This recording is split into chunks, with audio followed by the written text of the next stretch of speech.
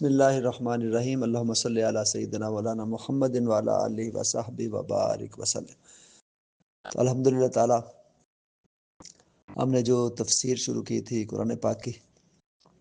تو اس میں باقاعدہ تعوذ اور تسمیہ کی بات ہم نے پچھلے لیکچر میں کر لی تھی۔ آج انشاءاللہ تعالی چلتے ہیں باقاعدہ سورہ فاتحہ کی تفسیر کی طرف۔ تو سب سے پہلے اعوذ باللہ من الشیطان الرجیم بسم اللہ الرحمن الرحیم۔ تو پہلی قرآن پاک کی جو آیت ہے سورہ فاتحہ کی وہ ہے الحمد للہ رب العالمین۔ اس کا مطلب ہے کہ تمام تعریفیں اللہ ہی کے لیے ہیں جو تمام جہانوں کا رب ہے۔ الحمد تمام تعریفیں، للہ اللہ کے لیے ہیں۔ رب کا مطلب ٹرینر ہے، پالنے والا ہے، تربیت کرنے والا ہے۔ عالمین یہ عالم کی جمع ہے، عالم جہان کو کہتے ہیں، عالمین تمام جہان۔ اب یہاں پر جو حمد کا معنی ہے وہ شکر ہے، اسی سے لفظ تحمید بنا ہے جس کے معنی اللہ تعالیٰ کی بار بار حمد کرنا ہے، اور اسی سے سبجیکٹ بنتا ہے حامد، حمد کرنے والا، اور مفعول آبجیکٹ وہ بنتا ہے محمود جس کی تعریف کی جائے، اور اسی سے لفظ محمد بھی بنا ہے صلی اللہ علیہ وسلم جس کا معنی ہے بار بار جس کی حمد کی گئی ہو۔ تو ان سب کا مادہ حمد ہے۔ اور پھر الحمدللہ اس کا معنی ہے الشکر للہ، اور یہ بھی کہا گیا ہے کہ الحمدللہ اللہ تعالیٰ کی ثنا اور اس کی تعریف کو کہتے ہیں۔ سو اللہ کی جو حمد ہے وہ اس کی ثنا ہے، اور اس کی ثنا یعنی اس کی نعمتوں کا شکر بجا لانا ہے۔ اسی طرح الحمدللہ اس کا مطلب ہے ہر حمد کا اللہ تعالیٰ حق رکھتا ہے، اور یہ اسی کے ساتھ خاص ہے، کیونکہ تعریف کسی حسن کی اور کمال کی ہوتی ہے، اور تمام محاسن اور کمالات اس کا جو مبدا ہے، اس کی ابتدا ہے، وہ اللہ تعالیٰ ہی سے ہے۔ تو ثابت ہوا کہ تمام جو تعریفات ہیں اس کا مستحق صرف اللہ تعالیٰ ہے، چونکہ ہر چیز کو اسی نے پیدا کیا ہے اور ہر چیز اسی کے فضل اور احسان سے ہے۔ لہٰذا اس کا معنی یہ ہوا کہ اگر کوئی شخص بظاہر کسی پھول کی خوشبو کی تعریف کر رہا ہے یا کسی عالم کے علم کی تعریف کر رہا ہے، تو وہ در حقیقت اللہ ہی کی تعریف کر رہا ہے، کیونکہ اس پھول میں خوشبو اور اس عالم میں علم کا پیدا کرنے والا اللہ تعالیٰ ہے، اس لیے یہ تعریف در حقیقت اللہ ہی کی تعریف ہے۔ یہی وجہ ہے کہ اللہ تعالیٰ نے قرآن پاک میں سورہ نحل کی آیت نمبر 18 اس میں ارشاد فرمایا وَإِن تَعُدُّوا نِعْمَةَ اللَّهِ لَا تُحْصُوهَا، کہ اگر تم اللہ کی نعمتیں گننا چاہو، شمار کرنا چاہو تو نہیں گن سکو گے۔ یہ کاؤنٹ لیس ہے، انکاؤنٹیبل ہے، ناقابل شمار ہے۔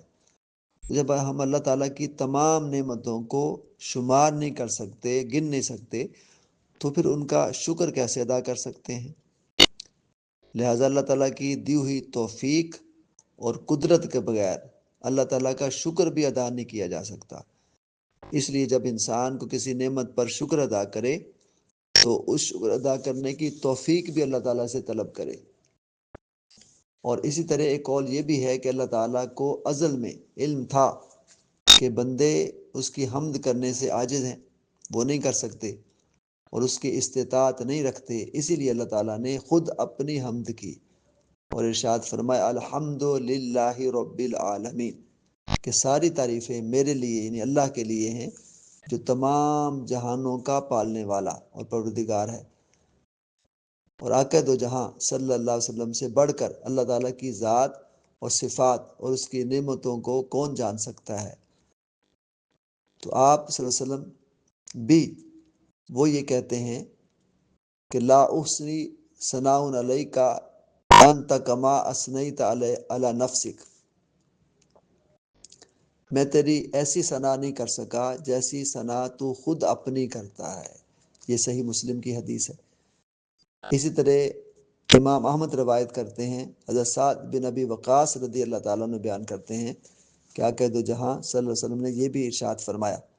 کہ مجھے تعجب ہے کہ اللہ تعالیٰ نے مومن کا کیسا نصیب رکھا ہے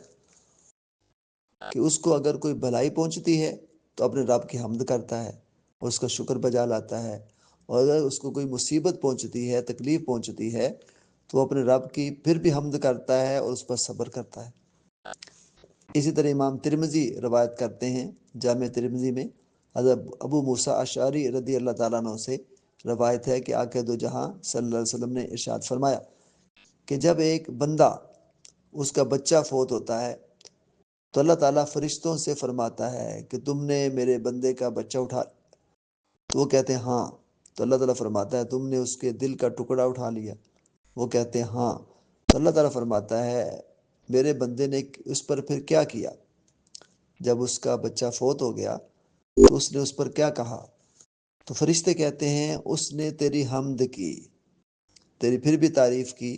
وہ شکوہ نہیں کیا، اور یہ کہا انا للہ و انا الیہ راجعون۔ تو اللہ تعالیٰ فرماتا ہے کہ میرے اس بندے کے لیے جنت میں گھر بنا دو اور اس کا نام بیت الحمد رکھ دو۔ اسی طرح حضرت ابو سعید رضی اللہ تعالیٰ عنہ بیان کرتے ہیں، اس کو امام ترمذی نے جامع ترمذی میں نقل کیا کہ حضور نبی کریم صلی اللہ علیہ وسلم جب کھاتے یا پیتے تو فرمایا کرتے تھے تمام تعریفیں اللہ کے لیے ہیں جس نے ہم سب کو کھلایا بھی اور ہمیں پلایا بھی اور ہمیں مسلمان بھی بنایا۔ حضرت معاذ بن انس رضی اللہ تعالیٰ عنہ وہ بیان کرتے ہیں کہ آقا دو جہاں صلی اللہ علیہ وسلم نے فرمایا جس شخص نے کھانا کھا کر کہا کہ تمام تعریفیں اللہ کے لیے ہیں جس نے مجھے یہ کھانا کھلایا،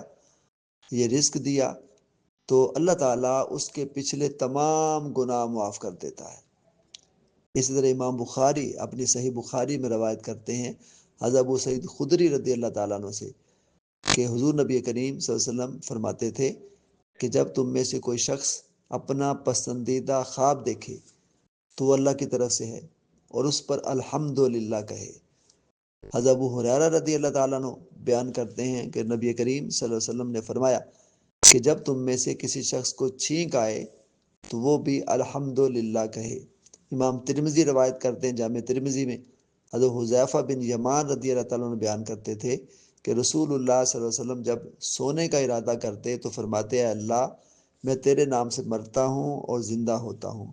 اور جب بیدار ہوتے تو یوں فرماتے کہ تمام تعریفیں اللہ کے لیے ہیں جس نے میرے نفس پر موت وارد کرنے کے بعد اس کو زندہ کر دیا اور اسی کی طرف ہم نے واپس بھی اٹھنا ہے۔ امام مسلم روایت کرتے ہیں حضرت ابو مالک اشعری رضی اللہ تعالیٰ عنہ سے کہ رسول اللہ صلی اللہ علیہ وسلم نے ارشاد فرمایا پاکیزگی نصف ایمان ہے، اور الحمدللہ میزان کو بھر دیتا ہے، اور سبحان اللہ اور الحمدللہ آسمان اور زمین کے درمیان کو بھر دیتے ہیں۔ اسی طرح حضرت سمرہ رضی اللہ تعالیٰ عنہ روایت کرتے ہیں کہ رسول اللہ صلی اللہ علیہ وسلم نے فرمایا قرآن کے بعد 4 کلام افضل ہیں اور وہ بھی قرآن ہی سے ہیں، تم ان میں سے جس سے بھی ابتدا کرو کوئی مذائقہ نہیں، کسی سے بھی کر سکتے ہو۔ اس میں ایک سبحان اللہ ہے، ایک الحمدللہ ہے، ایک لا الہ الا اللہ ہے، اور ایک اللہ اکبر ہے۔ اسی طرح حضرت ابو ہریرہ رضی اللہ تعالیٰ عنہ جامع ترمذی میں امام ترمذی نقل کرتے ہیں، ان سے روایت ہے کہ جس شخص نے 100 مرتبہ سبحان اللہ و بحمدہ کہا تو اس کے گناہ مٹا دیے جائیں گے، خواہ وہ گناہ سمندر کے جھاگ سے بھی زیادہ ہوں۔ اسی طرح حضور نبی کریم صلی اللہ علیہ وسلم نے ارشاد فرمایا جامع البیان میں ہے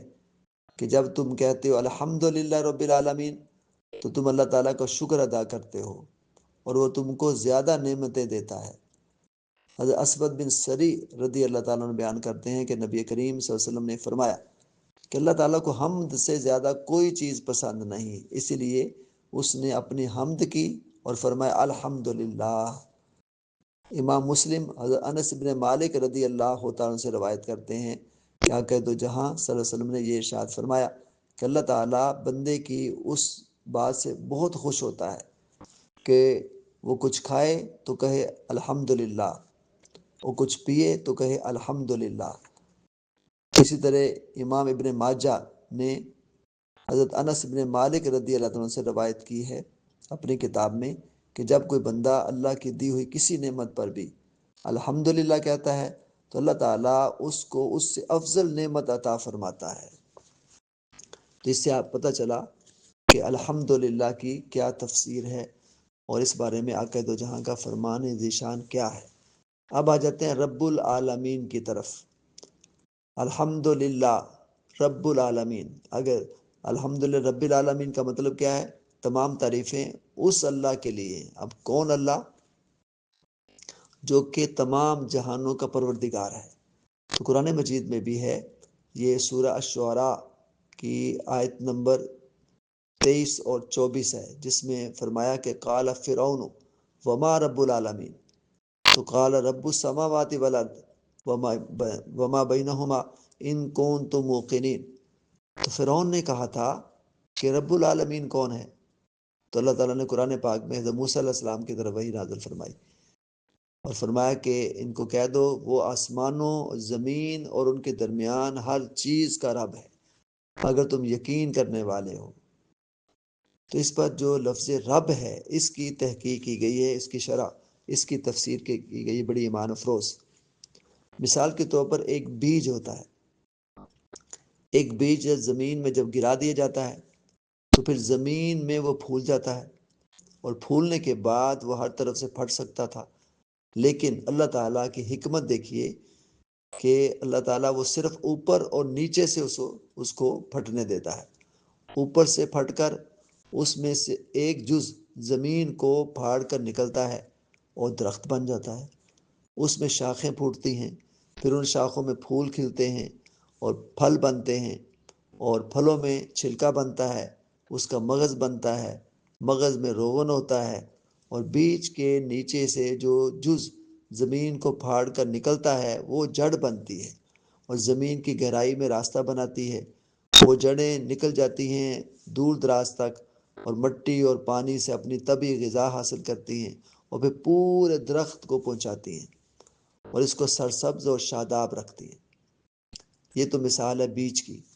تو یہ سارا کام اللہ تعالیٰ کرتا ہے۔ اسی طرح سے باپ کی پشت سے ایک قطرہ نکلتا ہے، ماں کے رحم میں گرتا ہے، پھر وہ قطرہ پہلے جمع ہوا خون بن جاتا ہے، پھر گوشت کا ٹکڑا بنتا ہے، پھر اس میں ہڈیاں بنتی ہیں، رگیں بنتی ہیں، مختلف اعضاء بنتے ہیں، پھر ان میں الگ الگ اثرات کی قوتیں رکھی جاتی ہیں۔ آنکھ میں دیکھنے کی قوت رکھی جاتی ہے، کان میں سننے کی قوت رکھی جاتی ہے، زبان میں گویائی کی قوت رکھی جاتی ہے۔ تو سبحان ہے وہ کہ جس نے ہڈی میں سماعت پیدا کی، چربی میں بصارت پیدا کی اور گوشت کے ایک ٹکڑے میں گویائی رکھ دی، اور پھر ماں باپ کے دل میں ایک ایسا جذبہ رکھا کہ انہوں نے اپنے سکھ اور اپنے آرام کو چھوڑ کر اس کی پرورش شروع کر دی۔ ماں کے سینے میں اس کے لیے دودھ اتار دیا، باپ کے دل میں شفقت رکھ دی، یوں تدریجاً آہستہ آہستہ by the passage of time اس کو پالتا رہا، تربیت کرتا رہا، بڑھاتا رہا، اور جب وہ اپنی نشو و نما کے کمال کو پہنچا اور بالغ ہو گیا تو اس کا شعور پختہ ہو گیا اور عقل کامل ہو گئی، تب کہا اب ہماری ان نعمتوں کا شکر ادا کر، ہمارے ان کمالات کی حمد اور ثنا کر، جس کے نتیجے میں تم اس کمال کو پہنچے۔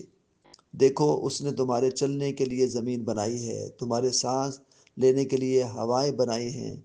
سمندر رکھے ہیں، اور تمہارے پینے کے لیے آسمان سے پانی اتارا ہے اور زمین کی تہوں میں چشمے جاری کیے ہیں، تمہیں روشنی پہنچانے کے لیے دن کو بنایا ہے، تمہارے آرام کے لیے رات بنائی ہے، سورج کی حرارت سے تمہاری کھیتیاں پکتی ہیں، چاند کی کرنوں سے ان میں ذائقہ پیدا ہوتا ہے۔ تو اللہ تعالیٰ کہ ان تمام جو احسانات اور نعمتیں ہیں، اس کو دیکھنے اور غور کرنے کے بعد تمہارے دلوں میں اس کی حمد و ثنا کرنے اور اس کا شکر بجا لانے کا جذبہ ہونا چاہیے۔ یہی وجہ خود فرماتا ہے لَإِن شَكَرْتُمْ لَأَزِيدَنَّكُمْ، اگر تم میری نعمتوں کا شکر بجا لاؤ گے تو میں تمہیں مزید نعمتوں سے مالا مال کروں گا۔ تو یہ پہلی آیت مقدسہ سورہ الفاتحہ کی، اس کی ہم نے تھوڑی تفسیر وہ کی، اس کی شرح کی، تو پتہ چلا کہ اللہ تعالیٰ وہ ہے کہ جو ہر حمد کا مستحق ہے، ہر تعریف کا مستحق ہے، اسی کا شکر ادا کرنا چاہیے، اسی کا ہمیں بندہ بننا چاہیے۔ بندگی غلامی کو کہتے ہیں، تو اس کے غلامی اختیار کریں گے تو دنیا اور جہان میں سرخرو ہوں گے۔ اللہ تعالی ہم سب کو اپنا بننے کی توفیق عطا فرمائے، اپنی بندگی اپنی غلامی کی توفیق عطا فرمائے، اسی پر جینے اسی پر مرنے کی توفیق عطا فرمائے۔